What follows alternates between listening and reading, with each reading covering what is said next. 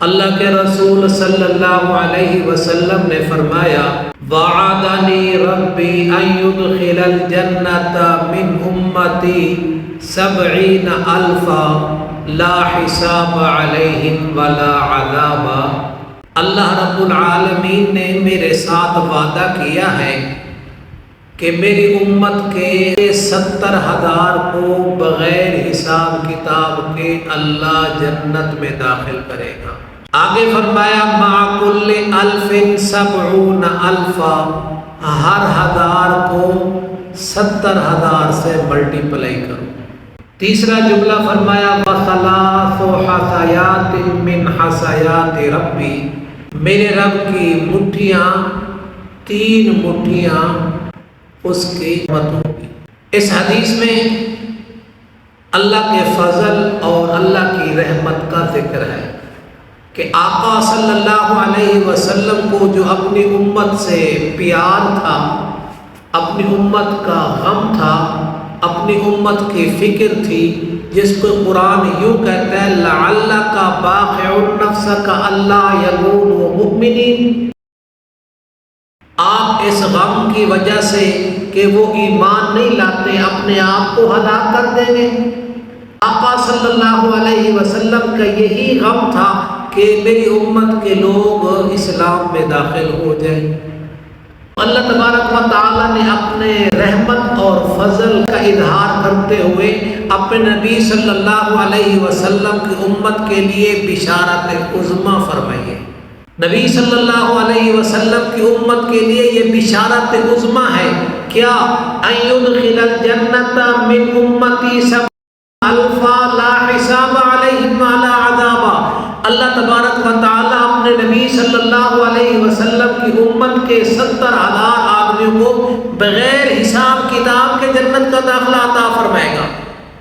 آقا صلی اللہ علیہ وسلم نے فرمایا یہ تو تھوڑے ہیں، یا اللہ اس سے زیادہ کیجیے۔ اگلا جملہ بتاتا ہے کہ نبی صلی اللہ علیہ وسلم کی درخواست ہوئی یا اللہ اور بڑھائیے، تو اللہ تبارک و تعالیٰ نے اپنے نبی صلی اللہ علیہ وسلم کی امت کے لیے دوسرا حکم بھی ساتھ فرما دیا، فرمایا مع کل 1,070,000، ہر 1000 کے ساتھ 70,000 کو ملٹیپلائی کرو۔ یہ تقریباً 4 ارب 90 کروڑ بنتی ہے۔ 4 ارب 90 کروڑ اس امت کا بغیر حساب کتاب کے جنت میں داخل ہوگا، اور 4 ارب بھی 1 صدی میں گزر جاتا ہے۔ دوسری روایات میں آتا ہے صحابہ کرام نے کہا اور مانگ لیتے، تو نبی صلی اللہ علیہ وسلم ابھی دل میں تمنا تھی، اللہ تبارک و تعالیٰ نے تیسری بشارت بھی ساتھ سنا دی، فرمایا وَثَلَاثُ حَثَيَاتٌ مِّنْ حَثَيَاتِ رَبِّي عَزَّ وَجَلَّ۔ اللہ تبارک و تعالیٰ اپنی 3 چلو بھر کر نبی صلی اللہ علیہ وسلم کی امت اللہ ان کو بغیر حساب کتاب جنت کا داخلہ نصیب فرمائے گا۔ یہ بہت بڑی بشارت ہے۔ جو کچھ ہوا ہے اور جو کچھ ہوگا وہ اللہ تعالیٰ کی رحمت سے ہوا ہے اور اللہ تعالیٰ کی رحمت ہی سے ہوگا۔ اب اللہ تعالیٰ کی رحمت اور فضل کا سب سے بڑا ذریعہ کیا ہے؟ تو میرے سامنے قرآن مجید ہے، سورۃ یونس ہے، سورۃ یونس کی آیت نمبر 57 ہے، ذرا سنیے۔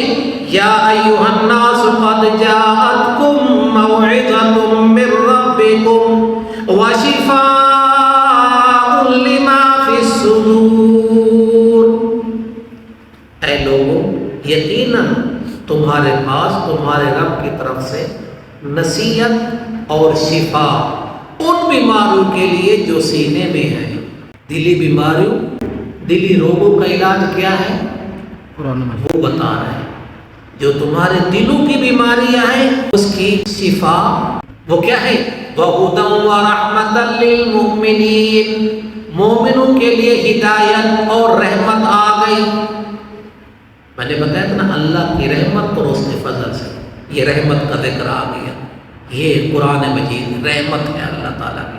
قُلْ بِفَضْلِ اللَّهِ وَبِرَحْمَتِهِ، دوبارہ رحمت کا تذکرہ آ گیا۔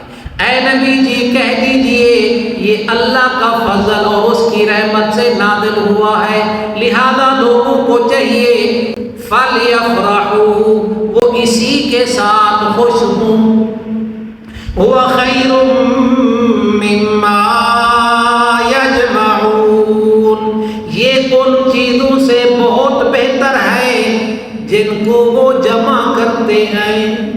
اللہ کی رحمت اور فضل کا سب سے بڑا ذریعہ کیا ہے؟ وہ قرآن مجید ہے۔ اور کئی احادیثوں میں ان 70,000 4 ارب 9 کروڑ وثلاث حسیات من حسیات ربی کا مصداق بننے والوں کی صفات کا تذکرہ بھی ہے۔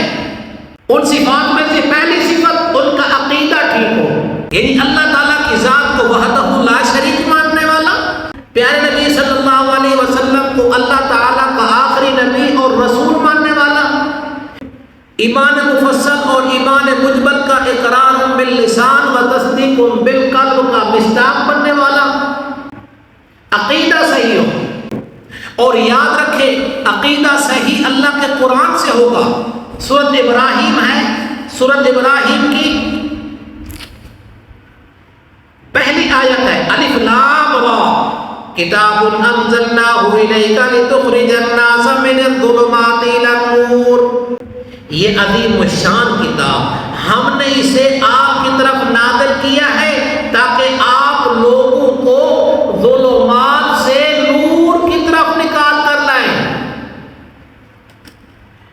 یہ گندے عقیدے، بد عقیدے، فاسد عقیدے، باطل افکار، یہ سارے ظلمات ہیں، اندھیرے ہیں، تاریکی ہے۔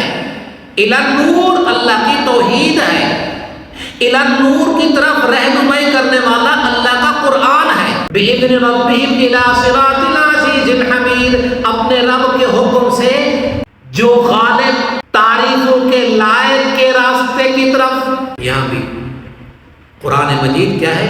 لِتُخْرِجَ النَّاسَ مِنَ الظُّلُمَاتِ، سورۃ الحدید ہے، سورۃ الحدید کی آیت نمبر 9 ہے وَالَّذِي يُنَزِّلُ عَلَىٰ عَبْدِهِ آيَاتٍ بَيِّنَاتٍ لِيُخْرِجَكُم مِّنَ الظُّلُمَاتِ إِلَى النُّورِ، وہی وہ ذات ہے جو اپنے بندے پر واضح آیتیں نازل فرماتی ہے تاکہ وہ تمہیں اندھیروں سے نکال کر نور کی طرف لائے۔ تو عقیدہ صحیح کیسے ہوگا؟ قرآن مجید، قرآن مجید سے۔ اور قرآن مجید ناظرہ پڑھ پڑھ کے عقیدہ ہو ٹھیک ہوگا کہ ترجمہ پڑھنا پڑے گا؟ ترجمہ پڑھنا پڑے گا۔ قرآن مجید ناظرے پڑھنا بھی بڑی خیر و برکت کا ذریعہ ہے، لیکن قرآن مجید سمجھنا بھی ضروری ہے۔ قرآن کہتا کیا ہے؟ اللہ کا کلام ہے، ذالک الکتاب، یہ اللہ کا میسج ہے۔ اور سورۃ بقرہ میں فرمایا اللہ ولی الذین آمنوا یخرجہم من الظلمات الی النور، اللہ ایمانداروں کا دوست ہے۔ سبحان اللہ، دوست بناتے ہیں۔ اللہ کہتا ہے میں ایمان والوں کا دوست ہوں، ایمانداروں کا دوست ہوں۔ اللہ ولی الذین آمنوا یخرجہم من الظلمات الی النور، وہ انہیں اندھیروں سے نکال کر نور کی طرف لاتا ہے۔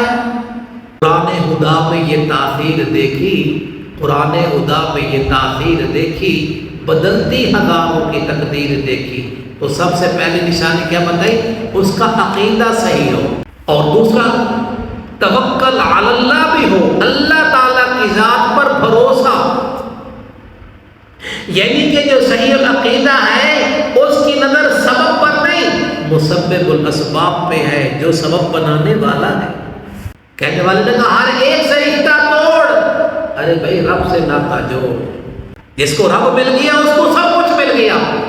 ان وجدتنی وجدت کل شیء، جس نے رب کو پا لیا اس نے سب کچھ پا لیا۔ ان فتنی فاتک کل شیء، جس نے اپنے رب کو کھو دیا اس نے سب کچھ کھو دیا۔ تیسری بھی ان کی صفات ہے شرک و بدعات سے بچنے والا، اور اپنے دل کو اللہ تعالیٰ کی طرف متوجہ رکھتا ہو۔ دل میں ہو تم، آنکھوں میں تم، جدھر دیکھو تم ہی تم۔